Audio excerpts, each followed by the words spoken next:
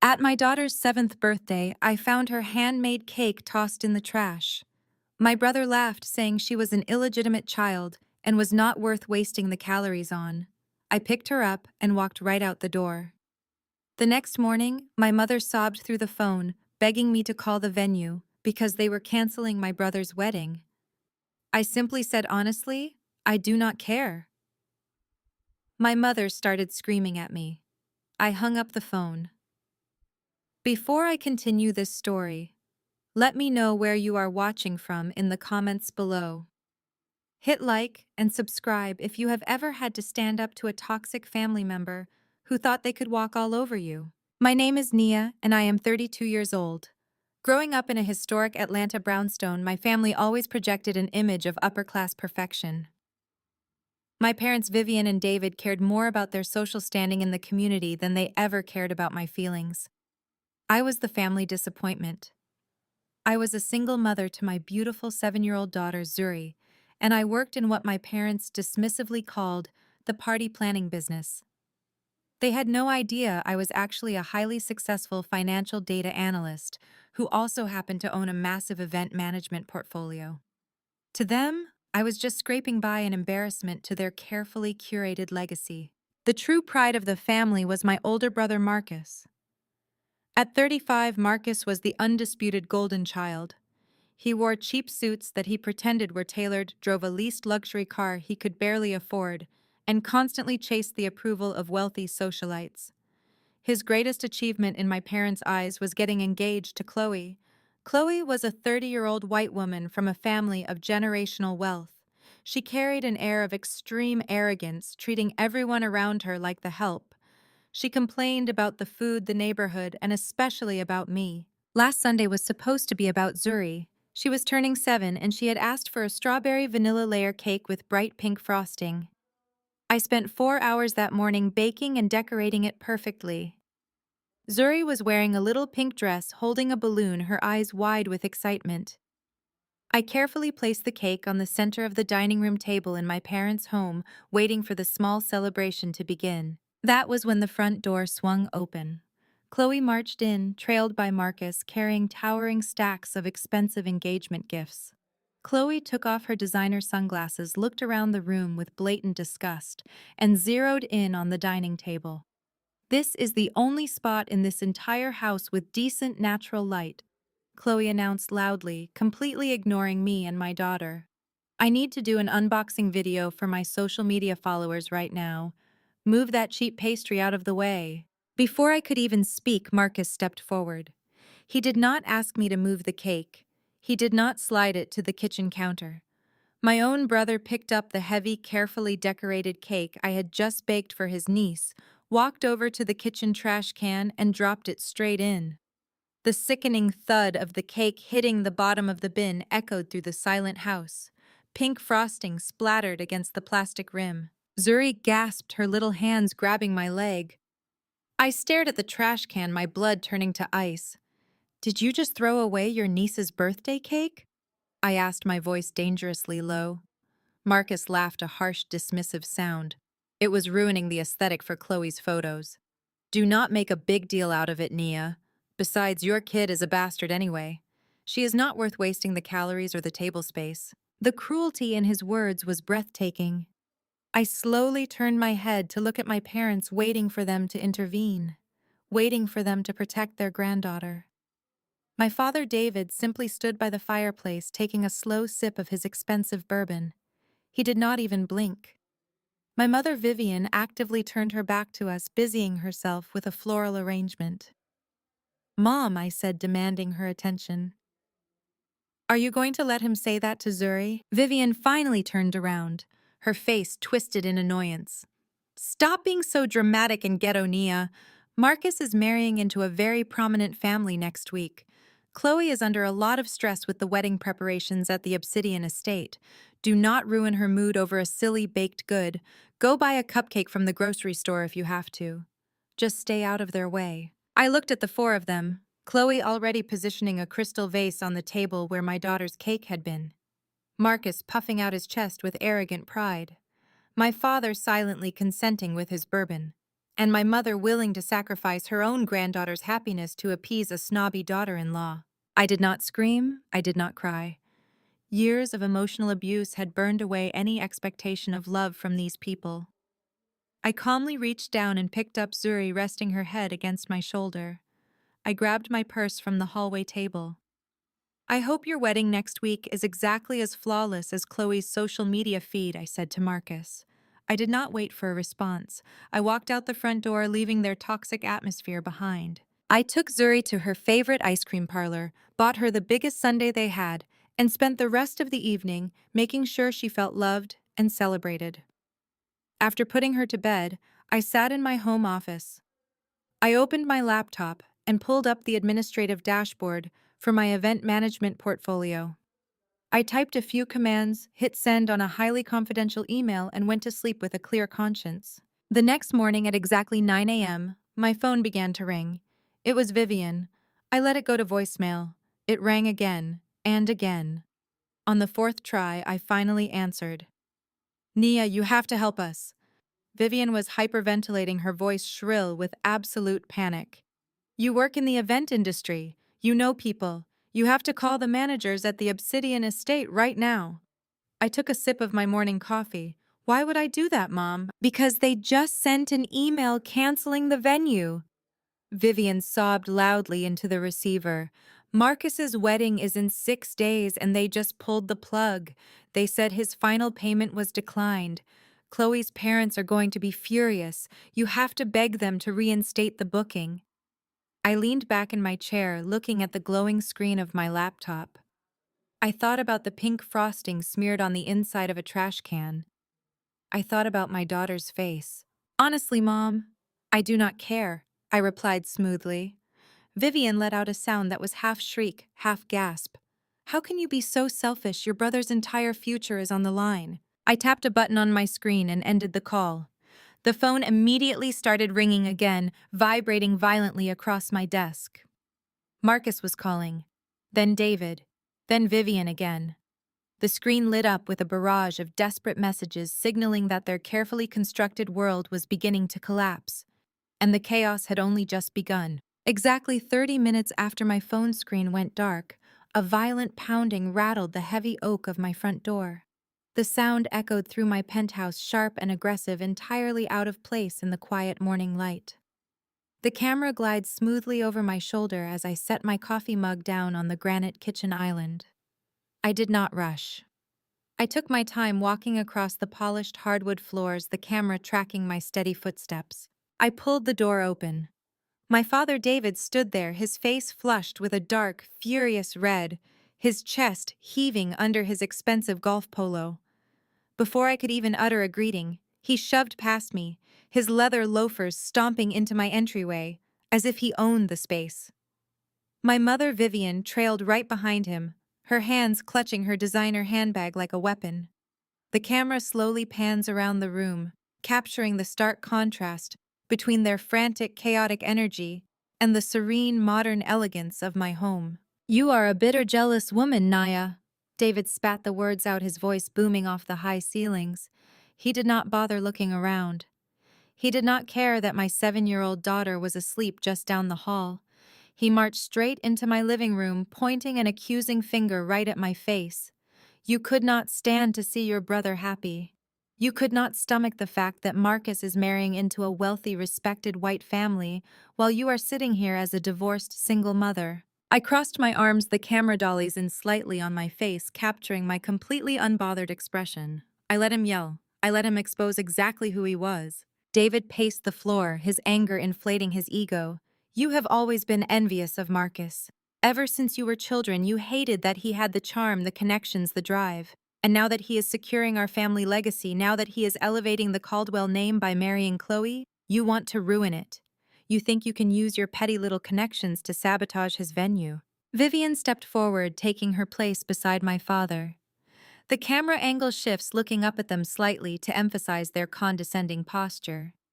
Nia. This behavior is absolutely disgusting, Vivian added, her tone dripping with that familiar, sickening disappointment. We know you are struggling.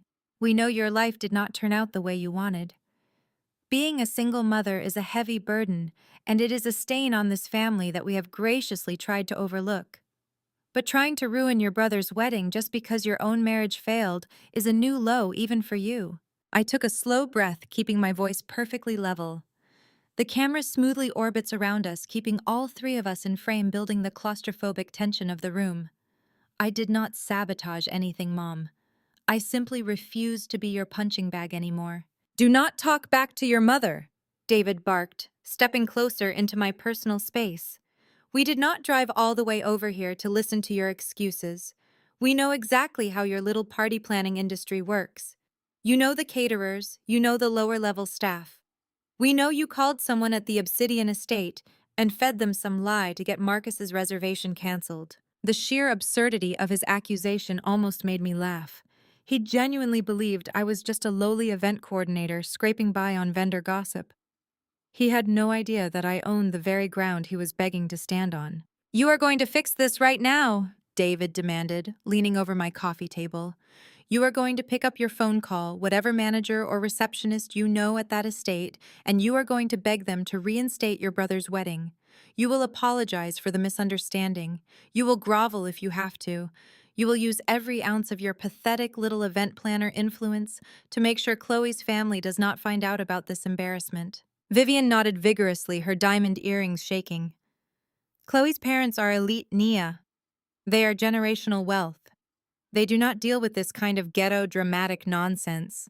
If they find out the venue canceled, they will call off the wedding. They will think we are disorganized, low-class people. You have to fix this. Marcus is the golden boy of this family. He is the one who is going to make us untouchable in Atlanta society. You owe him this.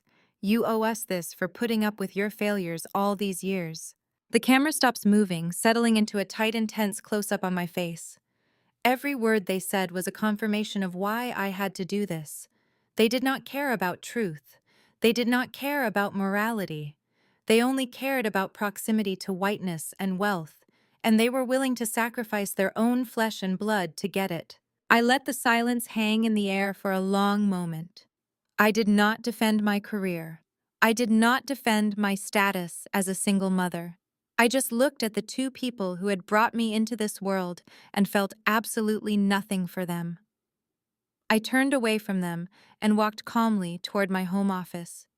The camera follows me in a continuous tracking shot. My parents trailed behind me, their angry footsteps echoing in the hallway. "Where are you going?" David yelled. "I told you to get on the phone." I stepped into my office, the sunlight pouring in through the floor-to-ceiling windows, illuminating the massive oak desk in the center of the room. I walked around the desk and tapped the trackpad of my laptop. The screen glowed to life. I did not sit down. I simply turned the laptop around so the screen faced my parents. The camera cuts to an over-the-shoulder shot from behind David and Vivian, showing the bright screen of my laptop. "I do not need to call any low-level manager, Dad," I said, my voice cutting through the room like a freshly sharpened blade. "And I definitely did not sabotage your golden boy. Marcus did a perfectly fine job of ruining his own life without any help from me." David and Vivian stopped in their tracks, peering at the screen. "Take a good look," I instructed, tapping the screen with one perfectly manicured fingernail. "That is the internal accounting ledger for the Obsidian estate. And that line right there, highlighted in red, is the real reason your precious son is not getting married next week." My parents leaned in their eyes, scanning the financial document. The camera pushes in tight on their faces, capturing the exact moment their arrogant expressions melted into absolute horror. "They canceled the wedding." I explained, my tone entirely conversational, because the $85,000 cashier's check Marcus handed them for the final deposit bounced. It was rejected by the bank at 8 o'clock this morning. Vivian gasped, her hand flying to cover her mouth. "That is impossible. Marcus has money. He manages a huge portfolio." "Marcus manages lies, Mom," I corrected her immediately. "He is drowning in debt. He has been taking out fraudulent loans to buy those cheap suits and lease that car just to impress Chloe's family. He does not have $85,000. He does not even have $85. His bank accounts are completely frozen. The venue did not cancel because of some petty gossip. They canceled because your son is a broke, fraudulent liar who tried to pay for a luxury wedding with ghost money. The silence in the office was deafening. David stared at the screen, his mouth slightly open, the aggressive red flush on his face, draining away to a sickly pale gray. Vivian looked like she was about to collapse, her knees trembling as she grabbed the edge of my desk for support. The golden illusion of their perfect son had just shattered into a million irreparable pieces right in front of their eyes. The silence in my office was so absolute I could hear the hum of the central air conditioning. My father stared at the screen, his chest rising and falling in shallow, erratic breaths. He reached out a trembling hand, hovering over the keyboard, as if touching the keys could somehow erase the negative balances and the glaring red rejection notice from the bank. My mother gripped the edge of my mahogany desk, her knuckles turning white. She opened her mouth to speak, to formulate some kind of excuse for her golden boy, but the sound of tires screeching in my driveway cut her off. Seconds later, the front door of my penthouse flew open. I had forgotten to lock it after my parents barged in. Heavy, frantic footsteps echoed down the hallway. Chloe stormed into my office like a hurricane of entitlement and panic. She was wearing a pristine white tennis skirt and clutching her designer phone so tightly I thought the screen might crack. Marcus trailed right behind her, looking absolutely pathetic. His usual arrogant swagger was completely gone, replaced by the panicked posture of a cornered animal. Chloe did not even greet my parents. She marched straight up to my desk, slammed her hands flat on the polished wood, and glared down at me. "You are going to fix this right now," she demanded, her voice shrill and vibrating with aggressive authority. Marcus just told me everything. He told me the bank made a stupid clerical error, and now those idiots at the Obsidian are threatening to cancel my wedding. My parents are flying in from Aspen on Thursday. If they find out the venue is unpaid, they will realize Marcus is having cash flow issues. My father will force me to sign an ironclad prenuptial agreement or call off the wedding entirely. I will not be humiliated in front of my own family, Nia. I leaned back in my chair, interlacing my fingers. I looked from Chloe to Marcus. He could not even meet my eyes. He was staring at the floor, letting his fiancée fight his battles. He had clearly lied to her, framing his massive financial fraud as a simple banking error. "That sounds like a terrible situation for you, Chloe," I said, my voice perfectly calm. "But I am failing to see how your fiancé's bounced checks are my responsibility." "Because you work in this exact industry," Chloe snapped, gesturing wildly around my office. "You organize these little parties for a living. You must have some kind of savings or an emergency business fund. I need $85,000 wired to the estate immediately. You will pay it right now to secure my venue, and my family will reimburse you after the honeymoon. Just do your job and handle the logistics." The pure, unadulterated audacity hung in the air. She was standing in my home, barking orders at me, as if I were a hired assistant, demanding I empty my life savings to cover her wedding because her fraudulent fiancé was broke. Before I could tell Chloe exactly where she could shove her demands, the unthinkable happened. My mother, Vivian, let out a strangled sob. She stepped around the desk, grabbed my hands, and physically dropped to her knees, right there on the hardwood floor. "Mom, what are you doing?" I asked, recoiling slightly from the shock of it. "Please, Nia," Vivian cried, her voice breaking into a hysterical plea. "Please do this for us. Do this for your brother. You know how important this wedding is. If Chloe's parents cancel the marriage, Marcus will lose everything. The Caldwell family name will be a joke in Atlanta society. We will be laughingstocks. You have the money. I know you have money saved up. I will do anything. I will scrub your floors. I will babysit Zuri every single weekend. Just please save our family reputation." I looked down at the woman who had given birth to me. Just yesterday, she had turned her back while Marcus threw my 7-year-old daughter's handmade birthday cake into the garbage. She had called me dramatic. She had told me to stay out of their way.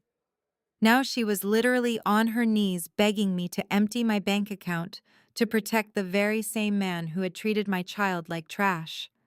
It was the most pathetic display of enabling I had ever witnessed. I looked at my father. David was staring at the wall, completely immobilized by the shame of his wife begging on the floor and his son cowering in the corner. A slow, cold realization settled over me. Getting angry was useless. Screaming at them would change nothing. They were parasitic. They would drain me dry and then complain about the taste of the blood. But I could use this. I could use their blind desperation to wrap a legal chain around their necks so tight they would never be able to break free. I gently pulled my hands away from my mother.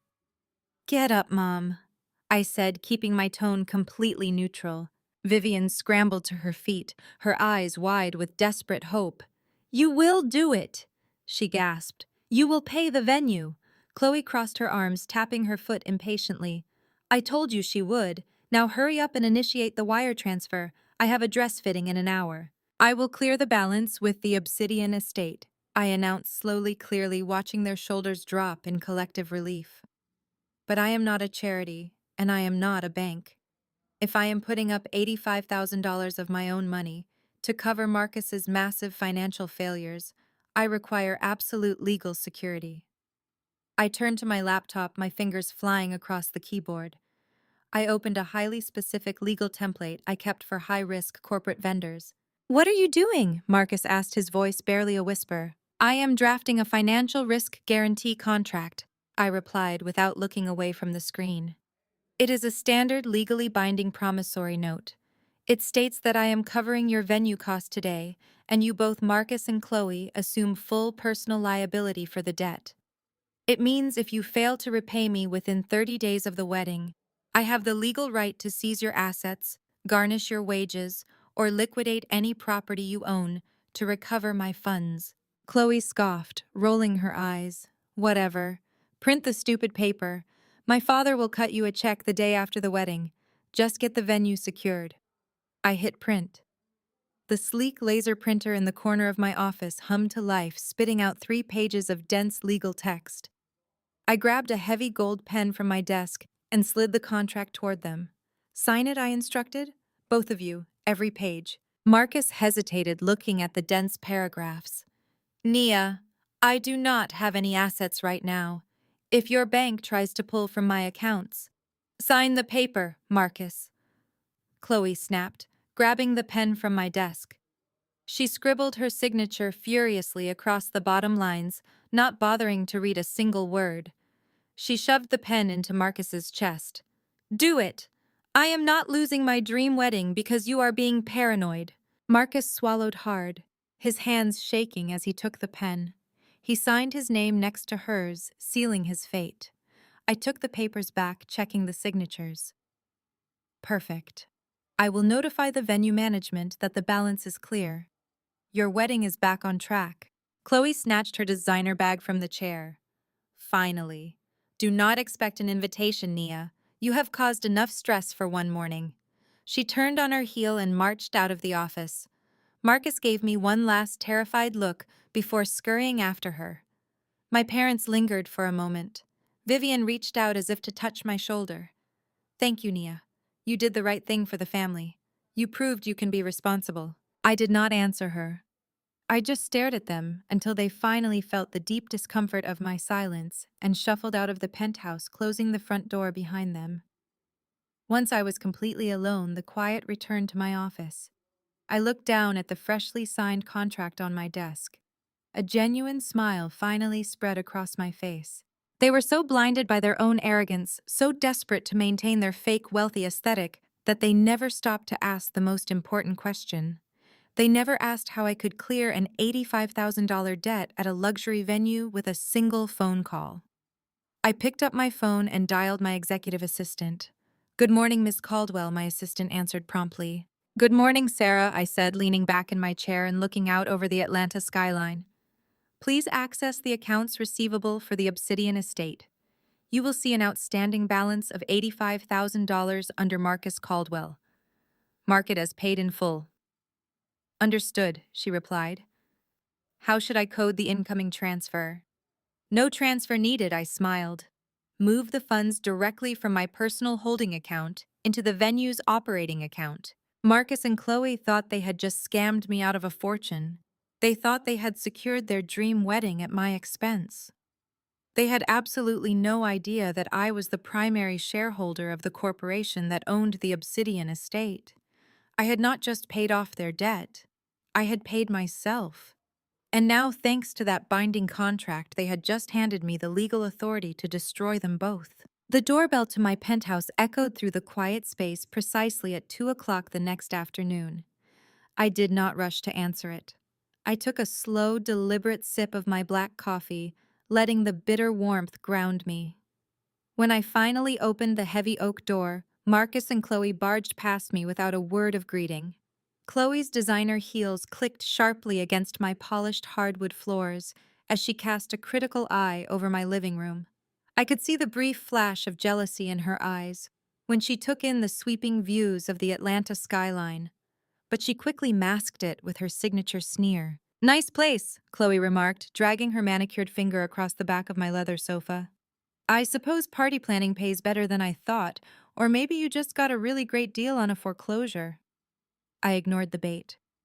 I walked over to the massive granite island in my kitchen, where a thick stack of freshly printed legal documents sat waiting next to a solid gold pen. I tapped the top of the paper, looking directly at my brother. "The financial risk guarantee contract," I said smoothly. $85,000 is a massive liability. I am transferring the funds directly to the Obsidian estate to clear your bounced check, but I require both of your signatures on this document before the wire goes through. It simply states that you assume full personal and financial liability for this debt, and that you agree to all the behavioral and financial stipulations attached to my money. Marcus let out a loud, obnoxious bark of laughter. He sauntered over to the kitchen island, adjusting the cuffs of his cheap suit jacket. He did not even bother to pull out the chair. He leaned over the counter, completely ignoring the dense paragraphs of legal text on the first page. "You always were so dramatic, Nia." Marcus chuckled, picking up the heavy pen and flipping it between his fingers. "Do you honestly think a few pieces of paper are going to magically tie me down? You are acting like this is some massive corporate merger. I am marrying into a multi-millionaire family next week. Chloe's father practically owns half the real estate in this city. This 85 grand is pocket change to us. You will have it back before you can even beg for a thank you." He scribbled his signature across the bottom of the first page with aggressive, messy strokes. He did not flip to page 2. He did not read a single clause. He was so blinded by his own inflated ego, so certain of his golden child immunity, that the concept of consequence simply did not exist in his reality. I watched him sign the second page, my expression completely unreadable. "You know what is funny about you, Nia," Marcus said, smirking as he flipped to the third page. "You still think rules apply to me. You think because you typed up a little contract suddenly you have power." He leaned in closer, his voice dropping into a mocking, conspiratorial whisper. "Remember when you were 18? You worked all those double shifts, saved up $20,000 for your college tuition fund. You were so proud of that little savings account." I felt a familiar cold knot form in my stomach, but I did not let it show on my face. I remembered perfectly. I needed a down payment for that limited edition Corvette. Marcus continued, a cruel smile stretching across his face. "I asked Mom and Dad, and what did they do? They drained your account and handed the cash right over to me. You cried for a week straight.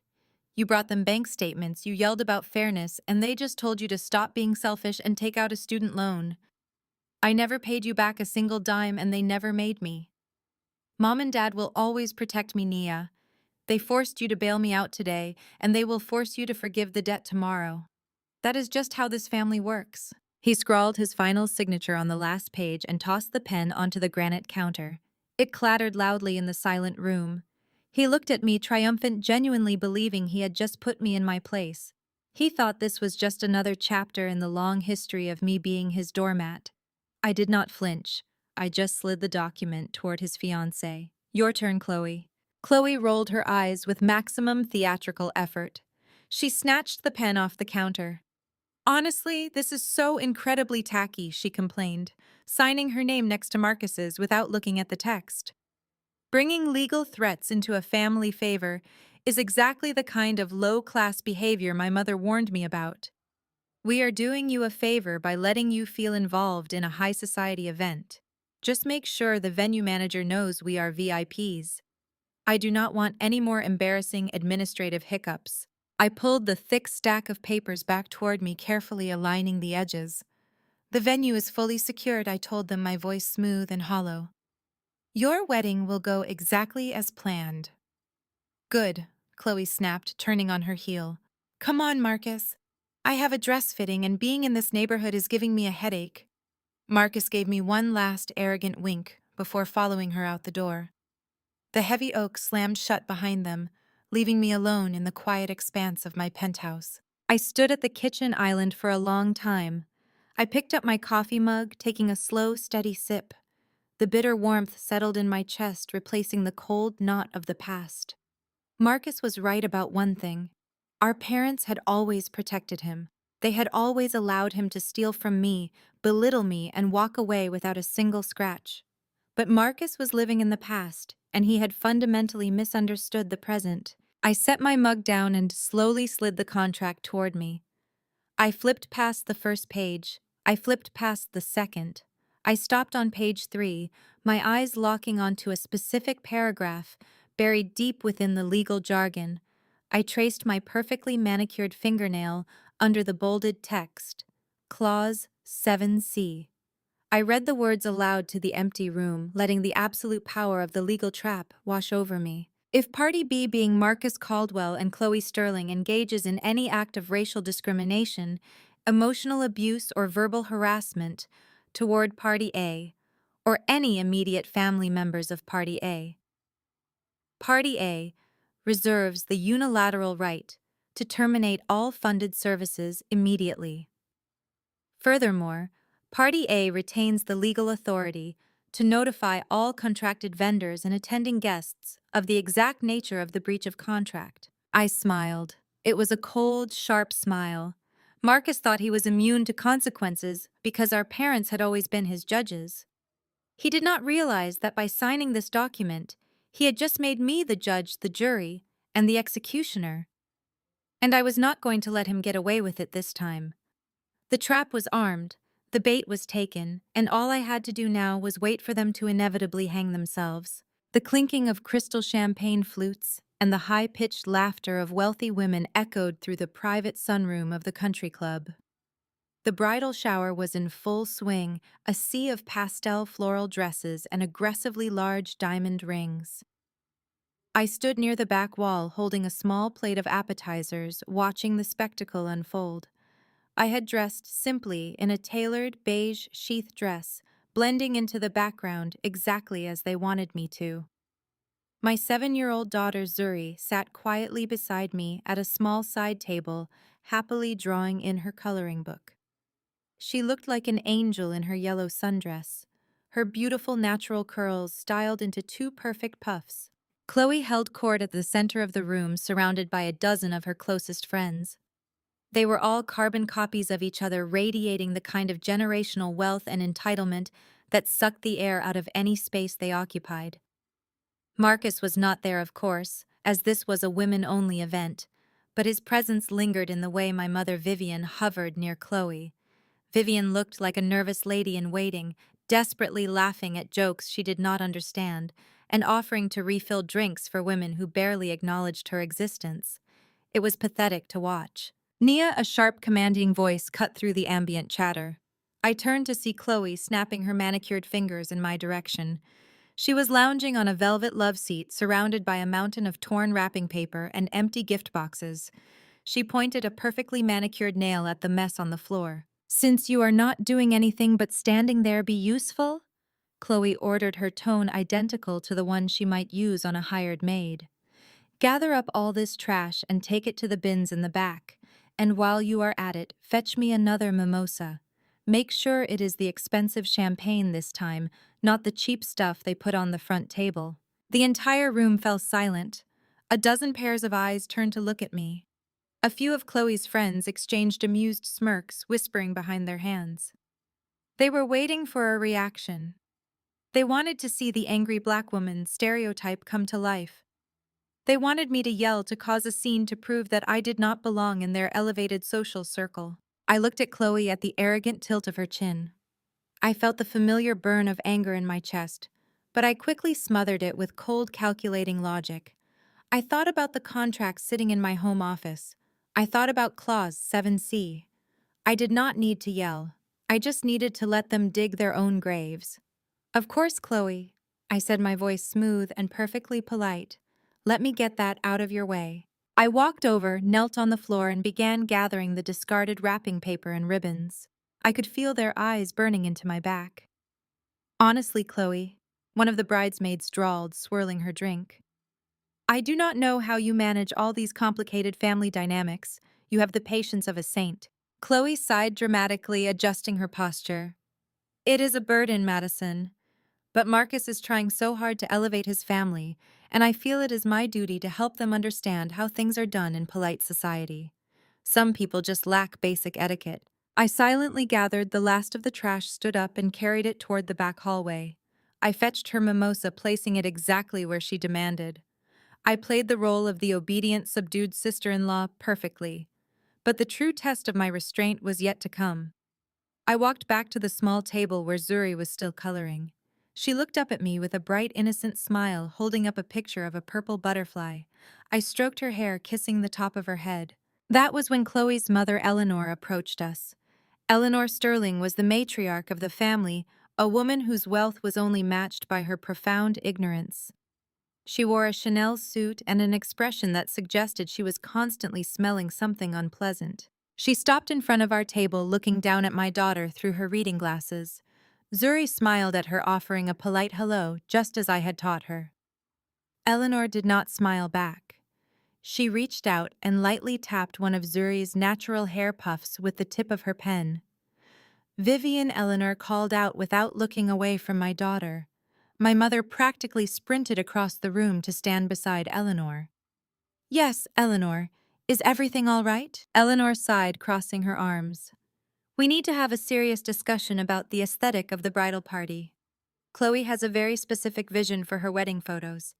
Clean lines, elegant silhouettes, sophisticated beauty. Of course, Vivian nodded eagerly. Chloe has impeccable taste. Well, Eleanor continued, gesturing vaguely toward Zuri, this child is supposed to be a flower girl. But I am looking at this hair, and it is just so wild. It is unruly. It completely clashes with the sleek, polished look we are going for. It looks unkempt. Cannot you put chemicals in it to make it straight and manageable? If she walks down the aisle looking like this, it is going to ruin the entire bridal aesthetic. The air left my lungs. The blatant, unapologetic racism wrapped in the guise of wedding aesthetics struck me like a physical blow. She had just called my 7-year-old daughter's natural hair wild and unkempt to her face. I instinctively stepped between Eleanor and Zuri, my hands balling into fists at my sides. But before I could unleash the fury boiling inside me, my mother spoke. I turned my head, fully expecting Vivian to finally draw a line. Surely a grandmother would not stand by while these women insulted a little girl.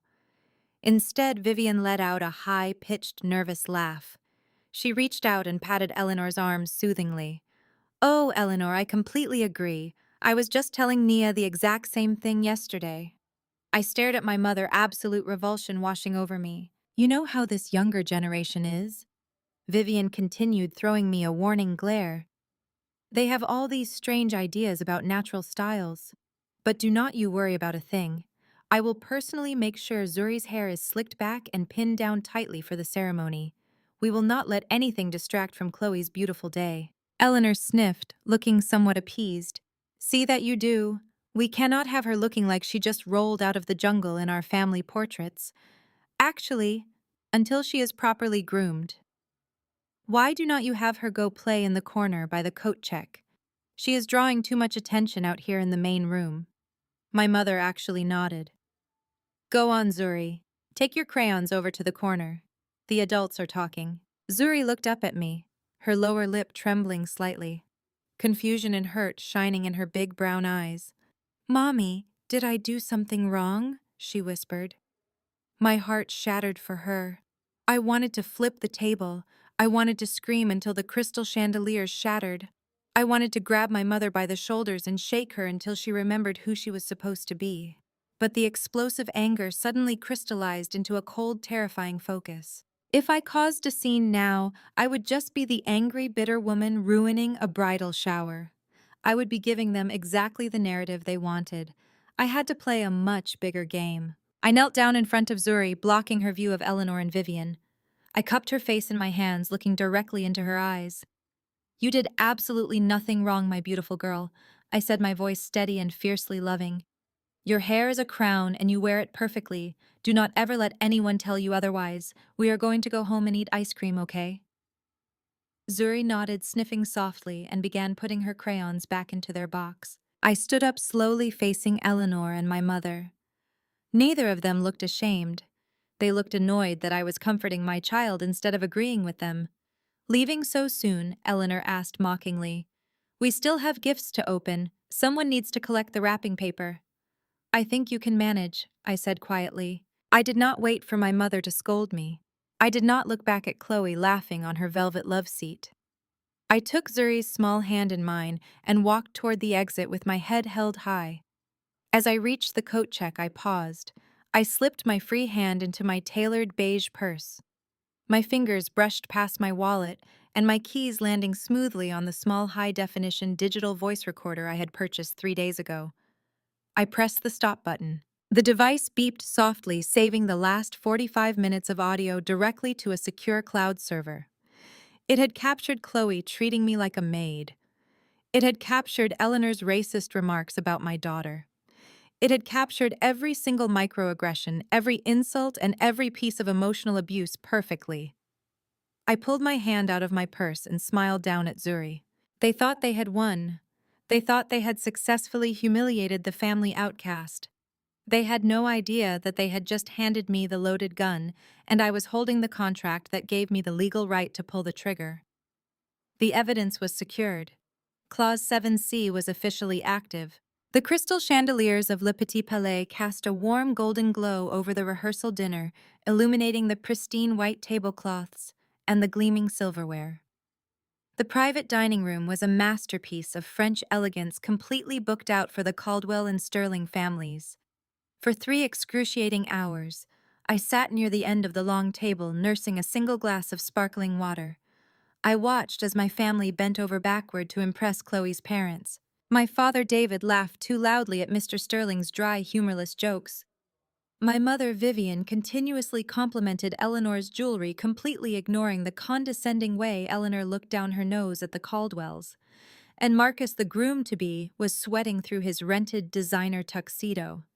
He had spent the entire evening loudly ordering the most expensive items on the menu, making a show of requesting rare vintage wines and imported truffles. He was playing the part of a wealthy, successful portfolio manager, entirely desperate to convince his future in-laws that he belonged in their tax bracket. I remained silent, watching the performance. Every time Chloe glanced my way, her lips curled into a faint sneer, a silent reminder of the bridal shower and her perceived dominance. She thought I was just the bitter, estranged sister forced to sit at the edge of the festivities. She had no idea the financial risk guarantee contract she signed without reading was currently sitting in my lawyer's secure safe, nor did she know about the audio recording backing up Clause 7C. The performance finally hit a wall when the dessert plates were cleared and the waiter approached Marcus with a discreet leather-bound folder, the bill. Marcus took it with a theatrical flourish, waving his hand dismissively. "I will take care of this," he announced, his voice projecting across the quiet room so the Sterlings could hear. "A celebration like this deserves to be covered properly." He pulled a sleek metal credit card from his wallet and placed it in the folder. The waiter bowed slightly and walked away.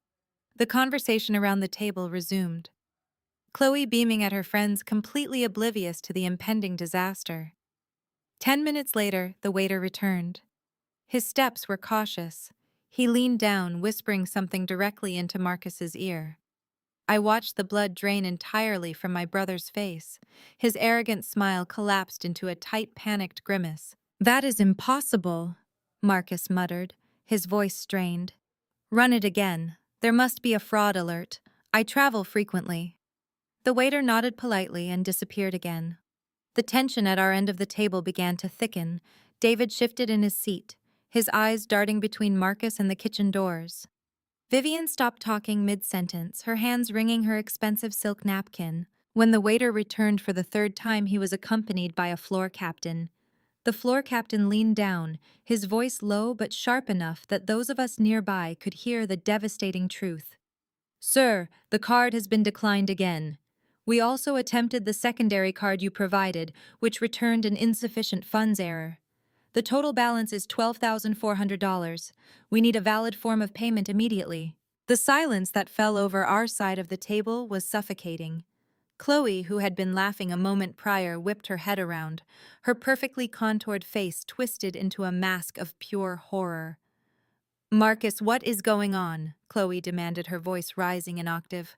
"Why is your card declining?" "It is just a bank error, babe," Marcus stammered, pulling 3 different cards from his wallet with shaking hands.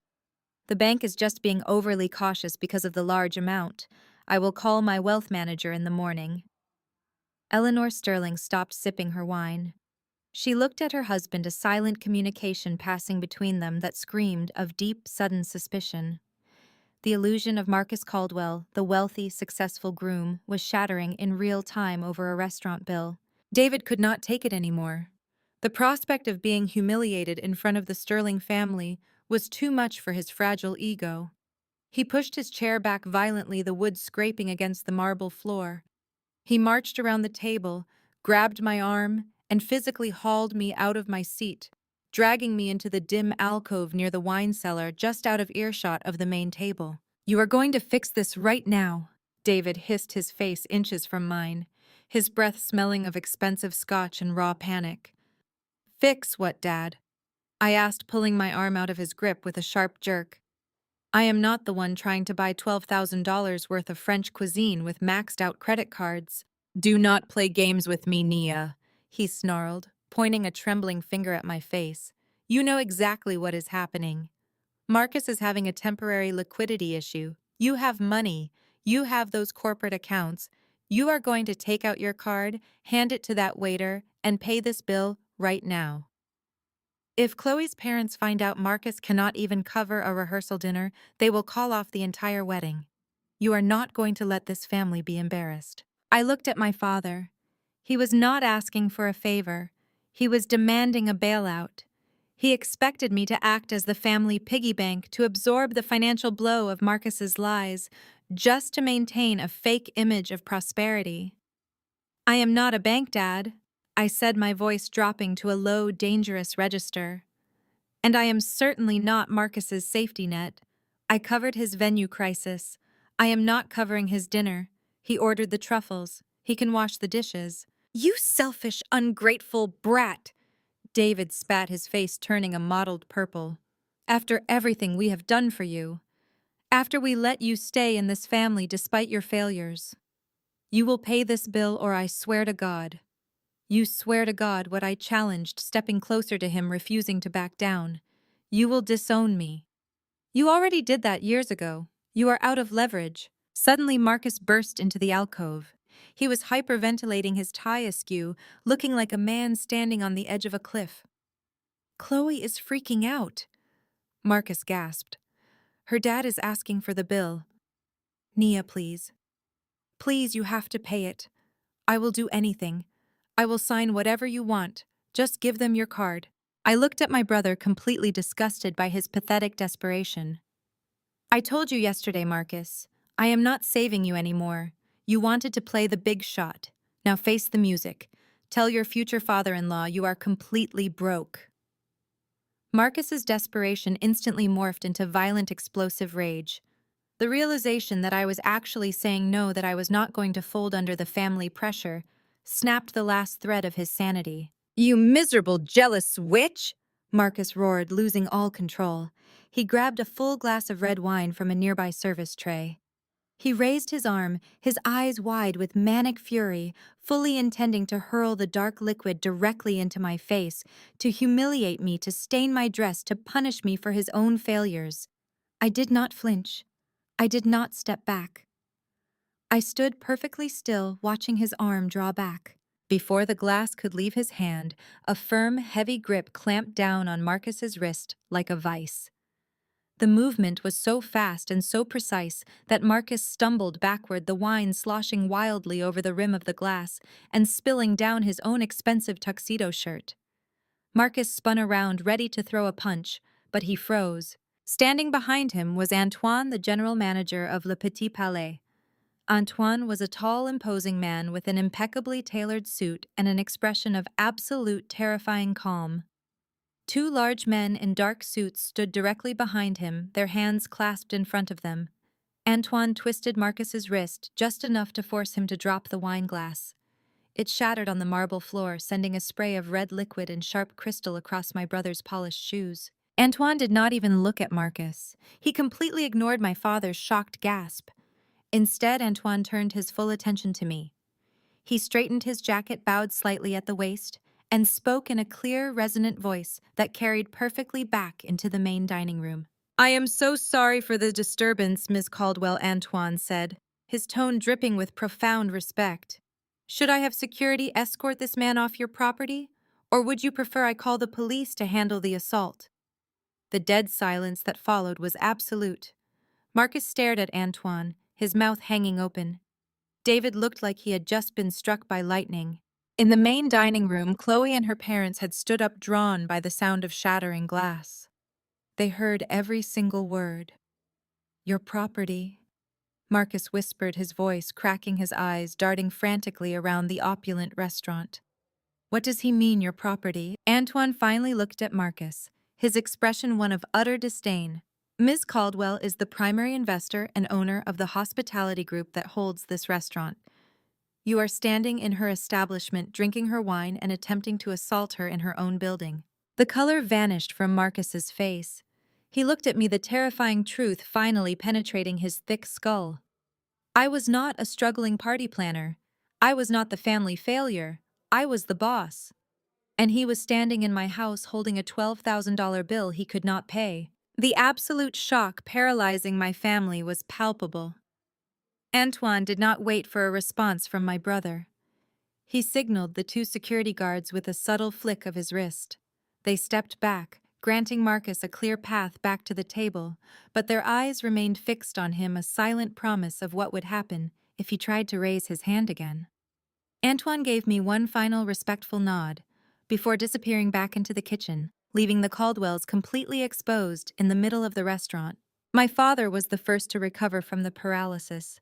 The primal instinct to protect his golden son and his own fragile social standing kicked into overdrive. David forced a booming, entirely unnatural laugh that echoed awkwardly off the crystal chandeliers.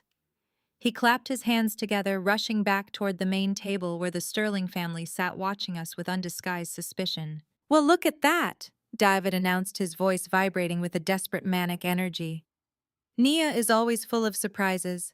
She invests in restaurants now. A silent partner, right, sweetheart? Always so private with her little business ventures. It is just sibling rivalry, Arthur. You know how kids are." Marcus was just trying to treat his sister, and she pulled rank on him. David snatched the leather folder from Marcus's trembling hands. He pulled out his own heavy platinum card and practically shoved it into the chest of the waiting server. "Put it on this one. The Caldwell patriarch is treating everyone tonight. Let us keep the champagne flowing." The server took the card and quickly walked away. Vivian immediately jumped in, her voice shrill and breathy, as she desperately tried to change the subject. She leaned across the table toward Chloe's mother. "Eleanor, the floral arrangements you chose for the centerpieces are just exquisite. Are those imported orchids?" Eleanor Sterling did not even look at my mother. Her cold, assessing gaze was locked entirely on Marcus. Arthur Sterling slowly placed his wineglass down on the pristine white tablecloth. He was a man built by generational wealth, a ruthless corporate raider who had spent 4 decades dismantling companies and destroying competitors. He possessed an innate ability to smell blood in the water, and right now my brother was bleeding out all over the marble floor. Arthur steepled his fingers, resting his chin on his hands. He ignored David. He ignored Vivian.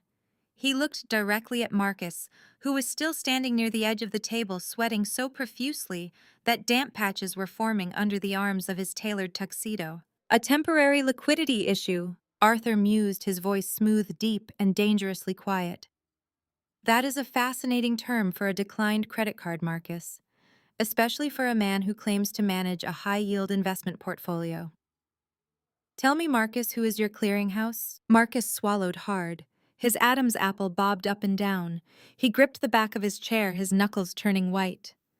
He tried to summon his usual arrogant smirk, but his facial muscles simply would not cooperate. It looked like a grimace of pure agony. Oh, we use a private firm. Marcus stammered, his voice cracking slightly. Very exclusive. Family office type of structure, Arthur. You know how it is. We try to keep our assets insulated from retail market volatility. Arthur's eyes narrowed into sharp, predatory slits. I do know how it is, Marcus. I have managed family offices for 30 years. I know that a portfolio manager overseeing $50 million in assets does not carry retail consumer credit cards with insufficient funds. So I will ask you again. What is the exact structure of your fund? What are your assets under management as of the last quarter? The camera slowly pans around the table, capturing the agonizing silence. Marcus looked at David, silently begging his father to jump in and save him. But David was out of his depth. He was a successful local businessman, but Arthur Sterling played in a completely different global league. David kept his mouth shut, staring at his plate. Well, Marcus began loosening his bow tie with a shaking hand. Our AUM fluctuates. We are heavily invested in decentralized finance right now, blockchain technology, crypto assets. The market is experiencing a temporary downward correction, so we moved our liquid capital into cold storage to weather the storm. It is just a minor cash flow bottleneck. Nothing to worry about. It was pure, unadulterated word salad. He was throwing out financial buzzwords, hoping Arthur would be too polite to press further. I took a sip of my sparkling water, watching Marcus drown. The truth was far more pathetic than a crypto market crash. I knew exactly how Marcus operated. I knew exactly where his money came from. Marcus had never managed a legitimate portfolio in his life. He managed a house of cards built on our father's name. 3 years ago, Marcus registered 4 different limited liability companies using fake business addresses and dummy websites. He named them things like Caldwell Acquisitions and Caldwell Holdings Group to make them sound like subsidiaries of our father's actual company. He then used our father's legitimate business history as a reference to apply for massive corporate lines of credit. Once the banks approved the credit lines, Marcus maxed them out. He used the corporate cards to lease the luxury downtown penthouse. He used them to lease the Porsche he paraded around in. He used them to buy the custom-tailored suits and the Rolex watches. He was funding a millionaire lifestyle entirely on borrowed corporate money. When the bill for the first shell company came due, he would open a new credit card under the second shell company and use cash advances to pay the minimum balance on the first. It was classic desperate kiting. He was essentially borrowing from Peter to pay Paul, and he had been doing it for 3 years, just to convince Chloe and her family that he was their equal. But the music had finally stopped. The credit limits were exhausted. The banks were freezing the accounts. And right now, Marcus's actual debt sat at a staggering $2.4 million. Arthur Sterling leaned back in his chair, looking at Marcus with a mixture of pity and disgust. Decentralized finance, Arthur repeated flatly. I see. And are your SEC filings up to date? Because if your funds are locked in cold storage, while your personal retail cards are declining at a dinner party, the Securities and Exchange Commission might have a few questions about your fiduciary responsibilities. Chloe slammed her hand onto the table. Her face was flushed, her eyes darting frantically between her father and her fiancé. Daddy, stop interrogating him. Marcus is brilliant at what he does. It is just a banking error. You are embarrassing us in front of his family. Arthur did not break eye contact with Marcus. I am not the one embarrassing this family, Chloe. The tension was thick enough to choke on. Vivian was silently crying into her napkin. David looked physically ill. Marcus looked like he was about to pass out entirely. I reached down into my lap, slipping my phone out of my beige clutch. I kept the device hidden under the heavy white tablecloth. I had prepared for this exact scenario. When I had my legal team draft the financial risk guarantee contract earlier today, I also had them pull a comprehensive background check on Marcus's corporate filings.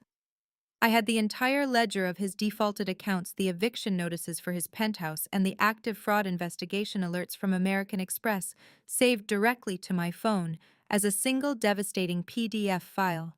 I opened the document. I navigated to the vendor contact list for the wedding which Chloe had proudly emailed to the entire bridal party weeks ago.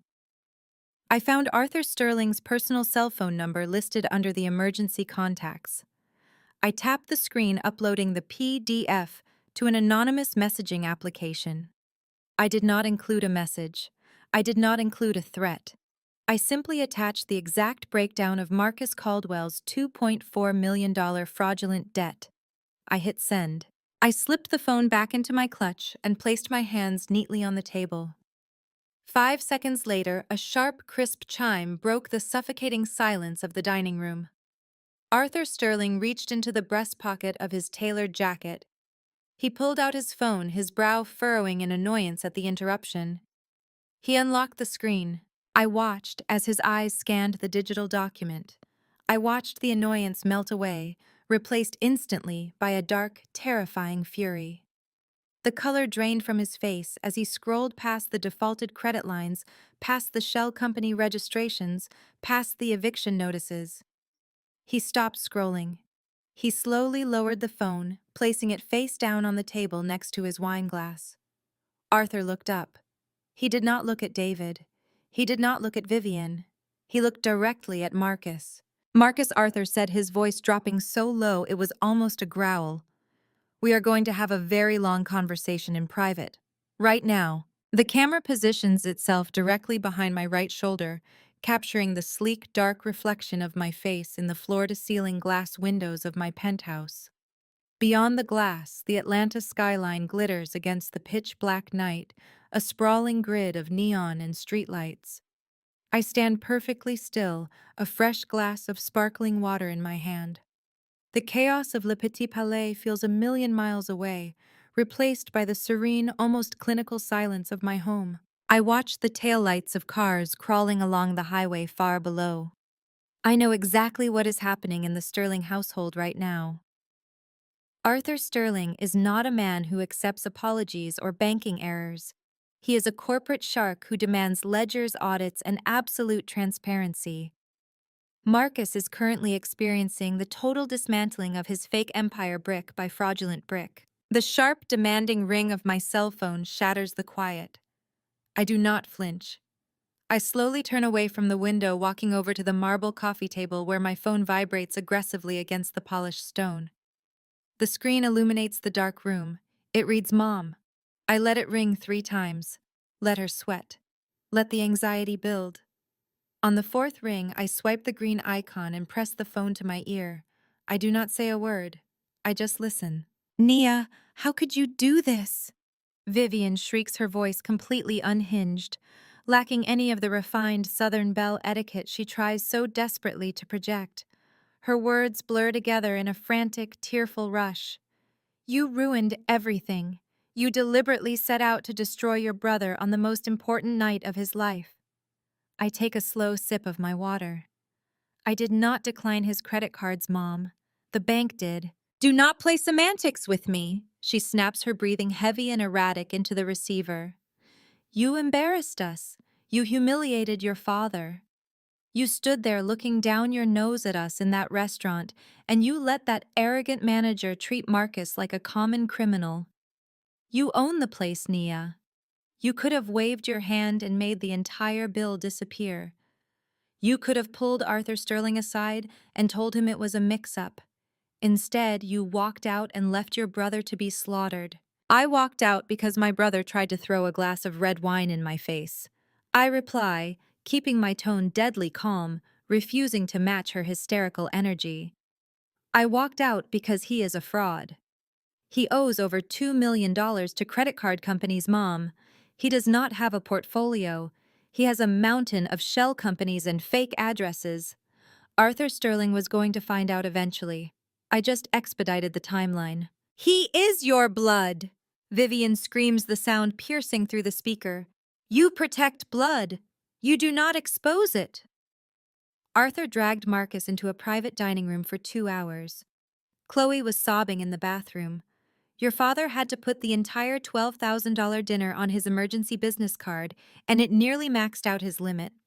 The Sterlings left without even saying goodbye to us. They looked at us like we were trash Nia, like we were dirt on their shoes. I walked back toward the window looking out at the city lights. They looked at you like you were accomplices to a scam, I correct her. Because that is exactly what Marcus is running, a scam. And you and Dad are his biggest enablers. You should be thanking me. I stopped you from legally tying yourselves to the Sterling family before Marcus goes to federal prison for wire fraud. He is not going to prison. Vivian snaps back her denial so deep it borders on delusion. It is just a temporary cash flow problem. He is an entrepreneur. He takes risks. You would not understand because you just play safe in your little hospitality bubble. We just need to get him through the wedding. Once he marries Chloe, her father will bring him into the Sterling firm. He will have access to their capital. Everything will be fixed. We just have to hold the line until they say I do. I shake my head, marveling at the sheer scope of her blindness.